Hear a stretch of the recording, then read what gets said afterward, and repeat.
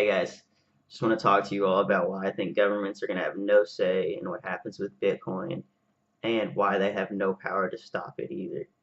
So most people already know that in 2013 even this came out on quartz.com, qz.com, where Bitcoin has the same power as the world's top 500 supercomputers.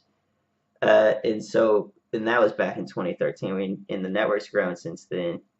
So if you look at it, uh, outside of that though, so what a lot of people have been arguing is that governments will be able to basically take down the on-ramps of the Bitcoin blockchain, right? So you're thinking like Coinbase or some of these other exchanges where they can basically say, no, you don't. They'll tell these banks or they'll tell Coinbase you can't accept bank wires anymore. You can't accept credit card payments or what have you, and they can stop that from happening to keep their currencies from just being debased and all of their money going, all of people's money going into cryptocurrencies.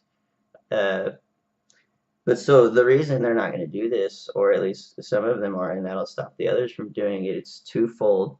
One is the tragedy of the commons. So for those of you that don't know, and I have a definition here, the tragedy of the commons is an economic theory of a situation within a shared resource system where individual users acting independently according to their own self-interest behave contrary to the common good of all users by depleting that resource through their collective action.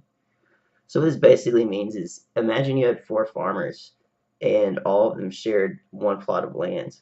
And even though these farmers need to cooperate together and rotate their crops, since none of them have private ownership of that land, uh, they'll just grow all the land until the natural resources in the land are dried up.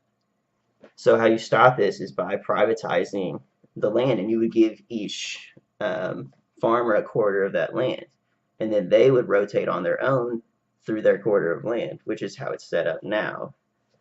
Uh, so you might be wondering, what does that have to do with Bitcoin? How is that a shared resource? Well, Bitcoin is a shared resource since no one has ownership of it. Uh, so what's going to happen is if some of these countries say, no, we're not going to take Bitcoin, we're going to outright ban it, don't use it here. Well, those countries will be the last movers, and the early movers will have the most advantage.